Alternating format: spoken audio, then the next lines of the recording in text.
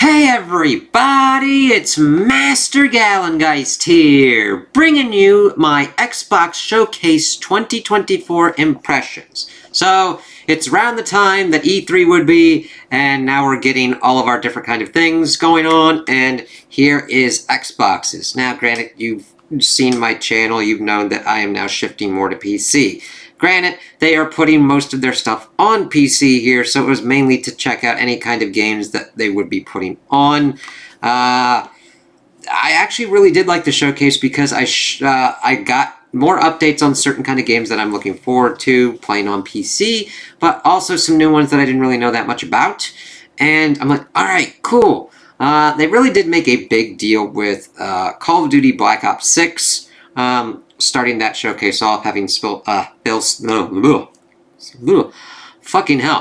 Spencer, pardon me, talking about how it's going to be day and date on Xbox Game Pass. Game Pass is still more of the kind of big thing.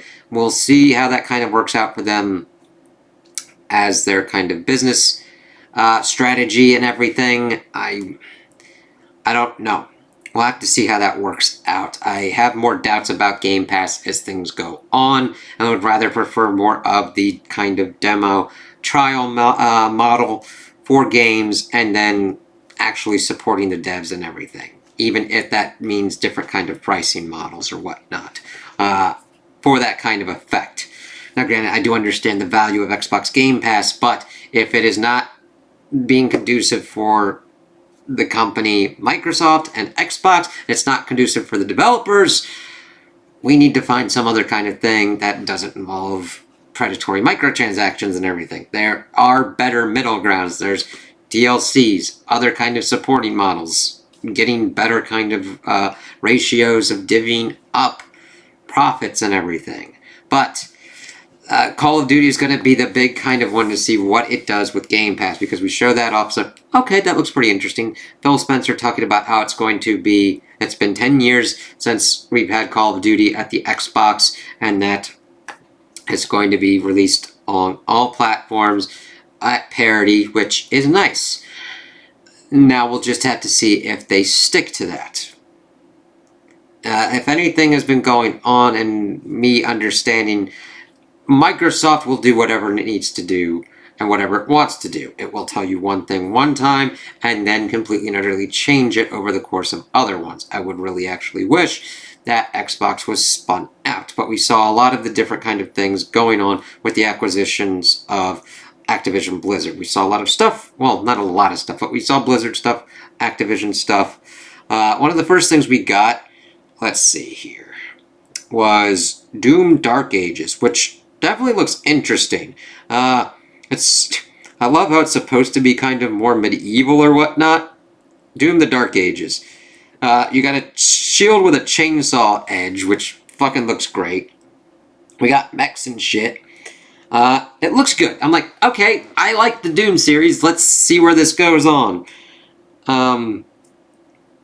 We saw mainly that it was Game Pass, Xbox, and PC, so it'll be definitely interesting to play it more on PC, get used to those kind of controls, and it just looks kind of like more Doom, except set prequel-wise, which I'm fine with that. I mean, we've really only been exploring this kind of new iteration of Doom for 2 games, so yeah, let's see what this kind of Dark Ages one does. We then got to look at State of Decay 3, which I'm like, okay. I never really got that much into it. I played a little bit of like the second one on Game Pass for any kind of quests or whatnot, but it never really sucked me in. So if you're into that, definitely check it out. It's mainly more kind of cinematic kind of trailer, so it's like, alright. We gotta look at Dragon Age Veilguard, which is kind of weird on me. I almost beat Inquisition, but it felt very MMO-ish to me, of how the kind of quests were kind of structured. BioWare kind of got in that kind of bad habit. I don't know if it was because of EA wanting to pretty much limit them on what they needed to do to make a giant content game with just fucking inch-deep kind of depth. But we'll see how that kind of works out. I like them introducing the Vilgard, trying to get together a crew. It was a nicely well put together kind of trailer for that kind of selling. Now, granted, it does kind of help that I kind of like gathering together of crews for certain kind of things, and they do look like a motley kind of crew of characters. So hopefully, I do want to see more gameplay of it. I mean, sweet good God, cinematic trailers and everything. It is launching fall of 2024, so hopefully we get more of the kind of gameplay aspects, what we can kind of do, all that kind of stuff. I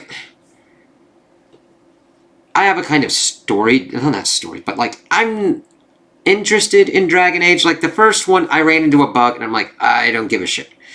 Second one, I didn't hear really that many good things, even though I was able to get it from like Games with Gold, so I never really touched it. Dragon Age 3 was fine up until a point where I like pretty much almost beat the game, and I'm like, what the fucking shit? I didn't have any really problems with the characters or anything. It was interesting to kind of give BioWare another kind of shot at it because of what happened with Mass Effect 3 for me, and how the ending was just like, its execution just didn't work for me. It's like, what the fuck?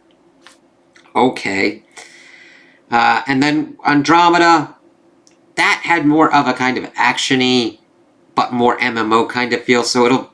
And then, of course, Anthem kind of was like, EA's like, do us a live service game. I'm like, listen, if you could have actually gotten BioWare to do its story and have really good kind of the combat that... All they really needed to do was put interesting kind of combat that they had with Mass Effect. Even...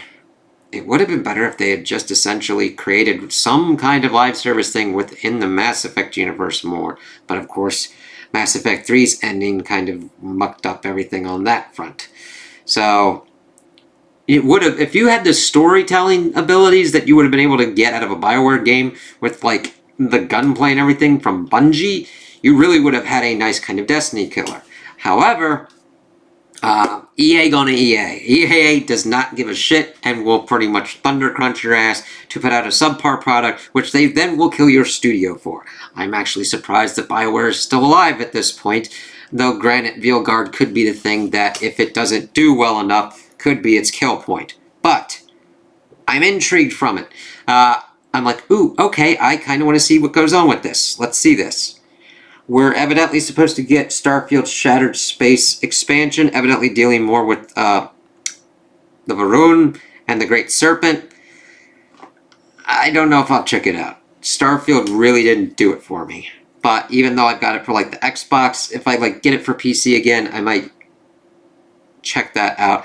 Also, there are there's new content available today, like Creation Kit and everything, so check that out. Expedition 33. That game looks pretty cool. Like, I don't know exactly how the system is. It's like turn-based with action-y kind of things. It's like a combination of both that I'm like, ooh, okay. Let's see here.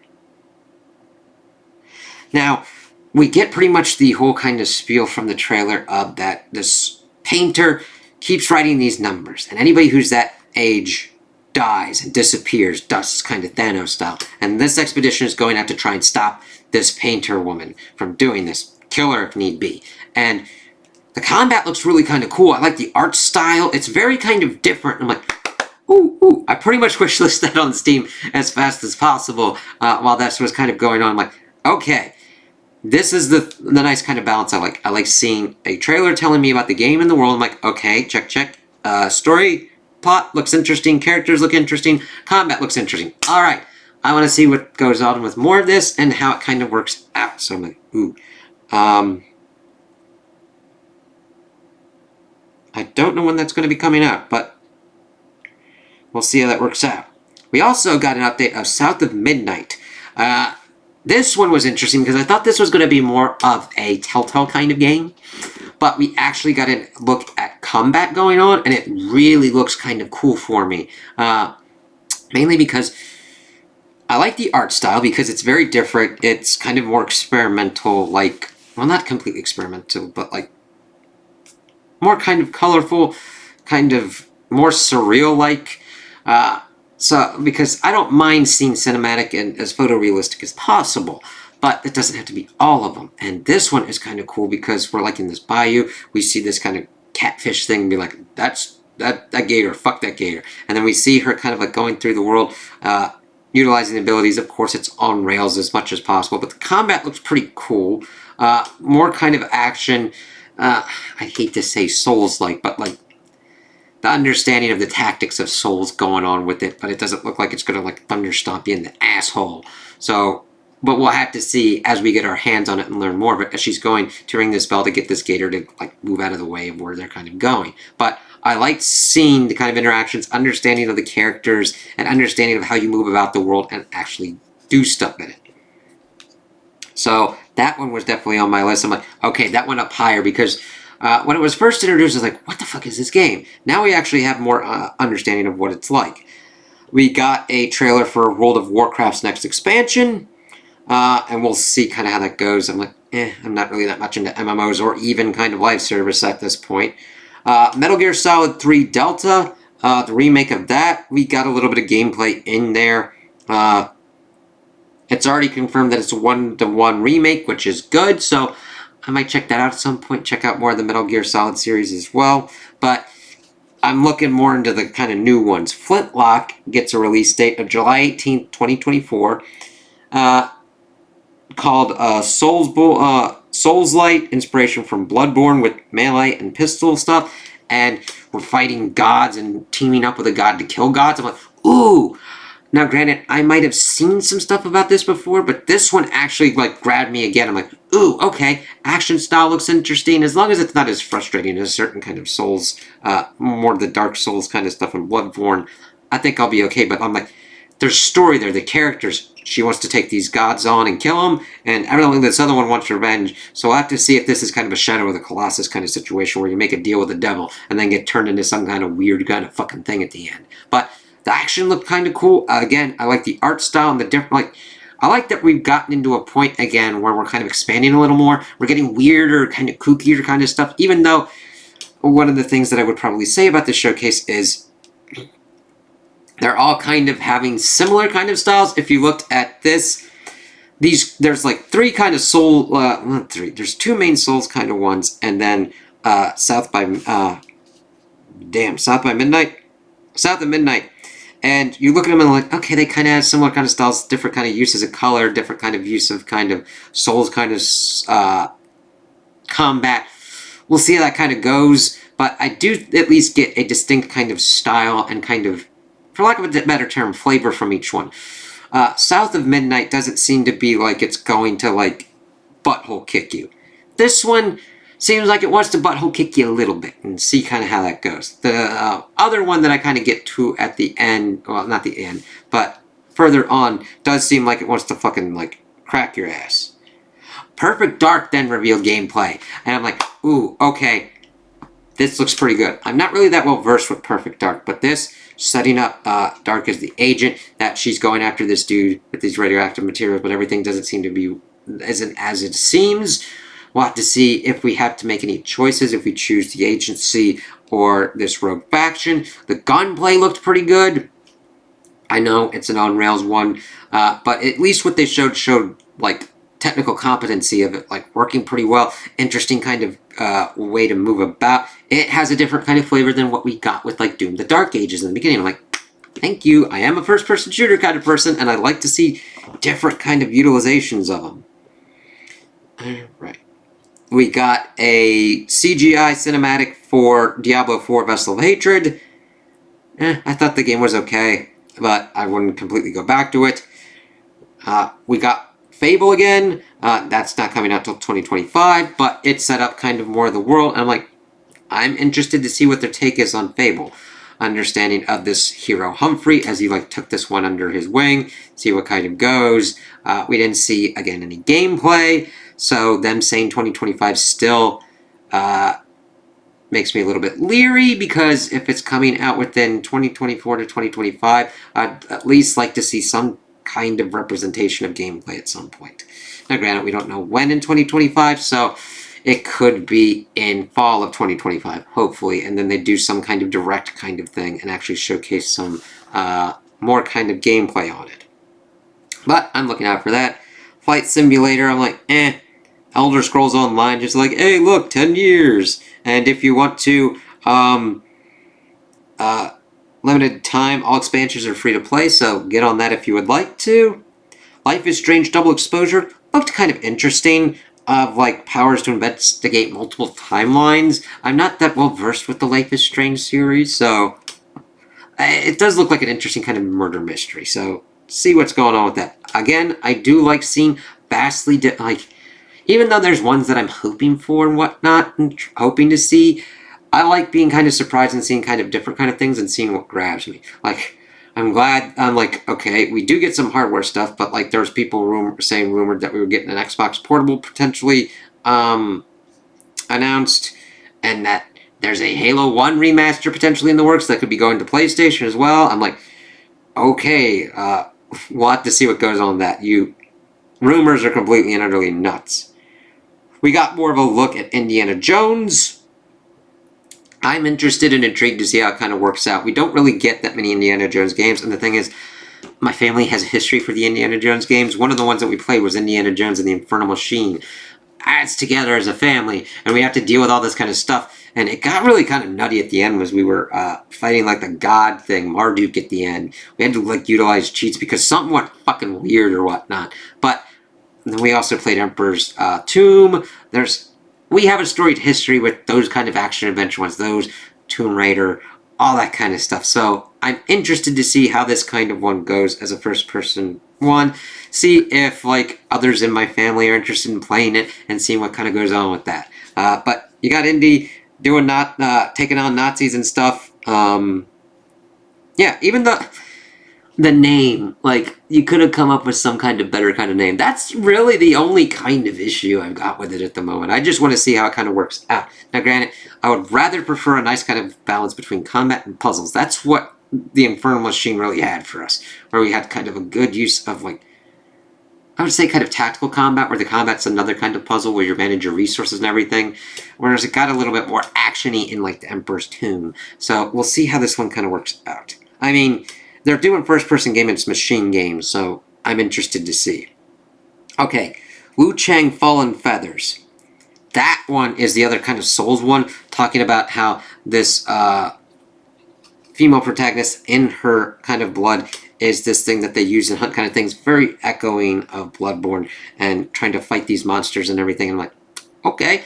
Art style and direction looks pretty kind of cool. More on the realistic side with fantastical kind of elements. We see a little bit of kind of... Well, not... Did we see combat? Well, not as much. Again, I'm looking forward to seeing what they kind of do with it, so I'm alright. Assassin's Creed Shadows. That one's coming out in November. Like, if Ubisoft wasn't a complete bag of just fuck at this point, I would be really fucking hyped for this. But when an executive pretty much says you have to get used to not owning your games, I'm like, really, asshole fucker? So I'm like, we've been screaming for an Assassin's Creed set in fucking Japan for fucking ages, and utilizing both of these kind of protagonists looks fucking awesome. Like, it's ticking all of the boxes for me. But you have to get to a point where you're like, listen to what the asshole at the top is saying and what they're gonna fucking do to it, because it's like, fuck you. And that's the thing.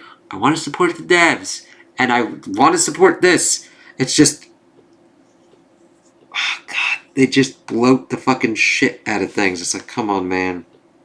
And I'm like, you don't own your games.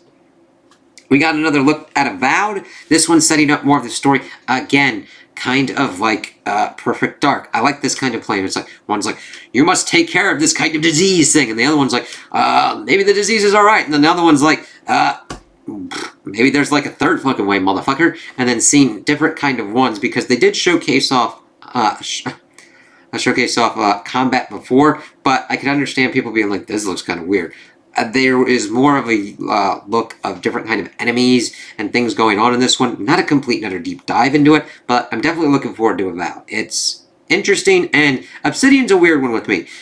I don't hate their games, but normally they're popped up in franchises and I think are pretty much put under certain kind of time constraints that make it so that way they don't do ones that click with me completely. Like Knights of the Old Republic, Sith Lords 2. I found it enjoyable, but there was like weird wonkiness with it. I was like, alright. Fallout New Vegas. I was kind of more into the Bethesda ones, but I didn't think it was completely and utterly horrible. The Outer Worlds. I'm like, okay, yeah, this works. That worked for me. It's like Fallout in space. That worked. So I'm interested to see how Avowed works out for them as their kind of take on, I think, their kind of fantasy Elder Scrolls kind of one. I know that they've done like the Pillars of Eternity, and this is connected to that world. We'll see. I'm up for it. Show it to me. I already got it on my wish list anyway. We then got a thing up for Stalker 2. The combat looked interesting, first-person shooter-wise, but if it's more kind of like survivalist, well, granted, if it's anywhere, talk to me about it if you've played it. If it's more along the lines of Metro, I enjoyed the Metro series. So if it's more kind of like that, I'd definitely be into looking into it and kind of playing it. We also got Cerebon debuting on new Xbox consoles. 1 terabyte white Xbox Series S with no disk drive, digital. Series S. And then we get the special edition Xbox Series X with 2 terabyte Galaxy Black. And then the last thing we get before we get into the deep dive of Call of Duty is Gears of War E-Day. Now, I'm glad that we're seeing stuff with Gears of War. The thing is, we're running into this weird kind of thing, where every time a franchise tries to go forward, and after some, well, either they do a fuck up that the fan base is like, this ain't kind of working, or they do a fuck up and the suits higher up are like, this isn't working. They then go to kind of like a prequel route and then go back on that. So I'm like, okay, so now we're doing another prequel, which out of the Gears series, I didn't really play Judgment. I mean, I got it for free on certain kind of games, but it just didn't really click with me. I liked Gears 1, 2, 3, 4. I enjoyed 5 as well. I don't think open world aspects really do that well to advance the series. I think you should, whenever you're handling a franchise, I don't think that you should be afraid to experiment. However, I think if you do experiment outside of the main kind of series, you should do it in a way or with stories that are like, okay, this is kind of different, let's do it like this. Like the Halo series, when they did the DLC with the ODSTs, and then moving on and doing stuff with Halo Wars. Do it kind of like that. Making a mainline Halo game into an RTS, or just following an ODST, and putting in different kind of gameplay elements that aren't really usually normally done with that, I think does kind of harm to the franchise. It's alright to experiment, but if you're doing a kind of open world Gears one, I think it should have been outside of the main series. Kind of like bringing up like Assassin's Creed, turning more into an RPG kind of thing. That's fine. But these motherfuckers aren't really assassins. And we're not really fighting like an assassin. If you're an assassin, you're not, like, if you get into combat, you should be able to kind of like handle it to a certain degree, but I mean, you should be like shit on to a degree because you're supposed to be in the shadows going, nee, nee, nee, nee, nee. Not like, I've got my sword and board and shit, and I'm going cracking on this. So, we'll see how E-Day goes. We're following more Marcus Phoenix and Dom again, so we'll see. At first, I thought this was like pretty much teasing a collection, like a Marcus Phoenix collection, similar to the Master Chief collection or whatnot. But we'll see how this kind of works out. I'm always up for more Gears. If this follows more along the lines of what we would usually get with the Gears of War franchise of understanding the set pieces, going through the levels, linear is not a completely bad word. Going through a story isn't a bad thing. It's how it's done, how it's presented, how it's executed. If you just essentially plot me in a room at all points and be like, kill this shit with a rock. I'm like, okay, if I keep doing that for an hour, I'm going to start to get bored of it. It's how you kind of go through and how you can kind of approach things. It's why the Halo series when it was done by Bungie, really pretty much shown, and why Halo Infinite, when you expand it to open world and you just set it to kind of like the same kind of corridors and everything, you're not going to get as much out of it, and you're going to be like, more than like, oh yeah, do you remember in Halo 1 going through the library, the cartographer, doing the Warthog run, doing the whole kind of scarab stuff in Heckin' Halo, being the Arbiter and having to deal with the brutes. Halo 3, getting through Earth, that is dealing with the Flood infection, getting to the Ark, dealing with the Prophets. You don't really get those different kind of locales and everything in the Halo of Halo Infinite. You got a little bit more of that in Halo 4 and Halo 5, which is kind of weird that you'd still have that kind of at least progression, even those that have other kind of issues. But we'll kind of have to see. I hope this goes more to old school kind of Gears, but I hope we don't lose out on what was going on with Gears 5 either, because there are still interesting kind of story elements and still things to take the stories forward. I don't understand Xbox and Microsoft's handling of these franchises, to be honest with you. If anything has shown me over these years, that after the straw that has broken the camel's back for me, they don't know how to handle their things. They don't know how to handle their IPs, and I don't get it, to be honest with you. Now, granted, this is a problem that has been going on throughout the video game industry. It is not just Microsoft doing this. Nintendo has seemed to be doing the best out of all of them, but Sony is pretty much in the same kind of thing. They all got into pretty much, there's infinite growth mode. It's like, no, you're going to reach a certain kind of saturation point, and you just have to. These games can be successful if they have reasonable expectations and understand the fan bases that go for them. If you are making a Like a Dragon game, like a Yakuza game, and expecting to sell 50 fucking million copies of the thing, I don't know where you pulled that out of your ass. Even though the Like a Dragon series has grown substantially, it is still a niche one, and trying to target and say that you can sell 50 million copies in like a day or a month is insane. Like the Call of Duty franchise, you reach a certain saturation point. Now granted, will you make a lot of money on it? Yeah, but thinking that like 100 million people will buy it day one, there are a vast multitude of gamers. You have to watch out for that. Like, even GTA 6, which is going to be big, which a lot of people want to see and check out. You have to have your expectations in check. Be like, okay, we'll see if we could sell like 10 million copies in the first 24 hours for like GTA. Okay, I think that could actually be a doable thing because of how long GTA 5 has been done. Now, it depends upon how burned people are, though, because of what's been going on with the remasters of 3, Vice City, and San Andreas. How GTA 5 has been handled, and they just keep kind of churning out updated graphics and everything. We'll have to see. These games need better reasonable expectations. Okay? And then to set those prices for those expectations and those fan bases. The thing is, all of these higher ups at all these different kind of companies, and I know this sounds kind of tangential, but this is definitely Microsoft's stupid strategy that they don't understand. You can definitely get good monetization out of your fan base, out of your core ones that get into Halo, Gears, Forza. But thinking that you're going to get unlimited profit out of them and be able to push everything past a certain kind of limit is folly. Like, there are certain kind of growth expectations, but you're not going to just immediately plop up, oh, look, 50 million people were born this year.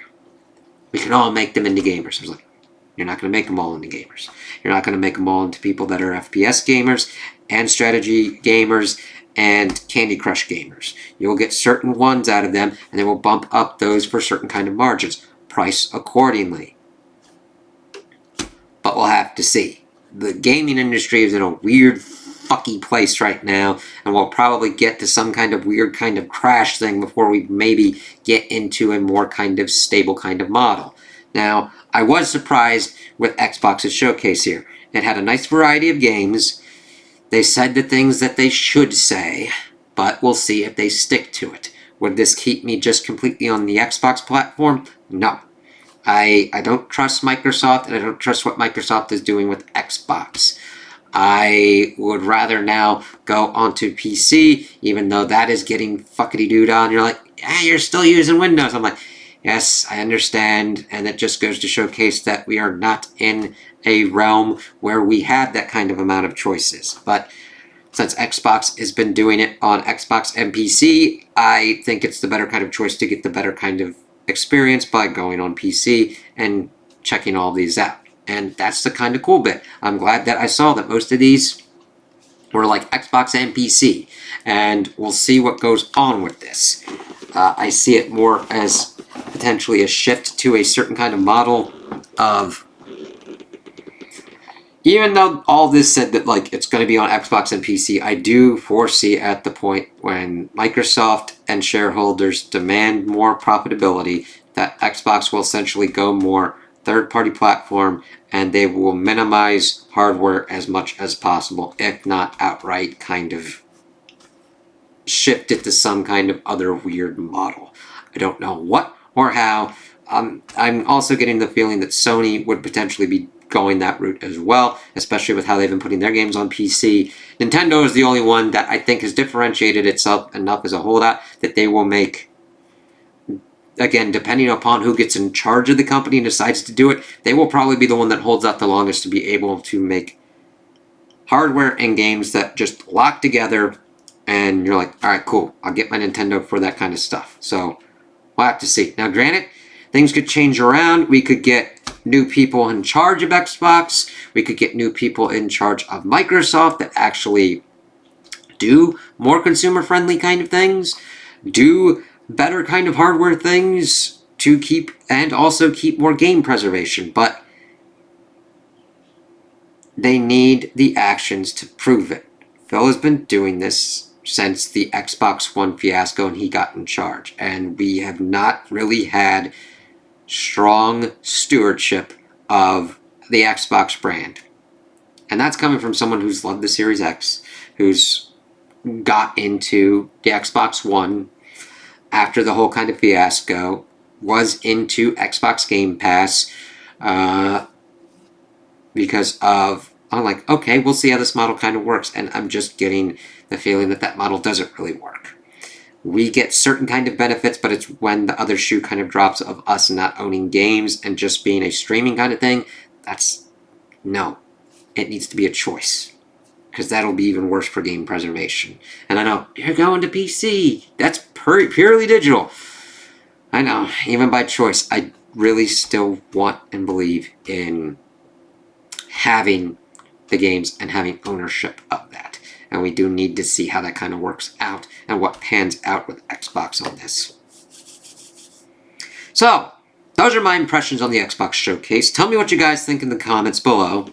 If you liked it, if you didn't like it, if you agree with me, if you disagree with me. Also like and subscribe, and I hope you have a good day.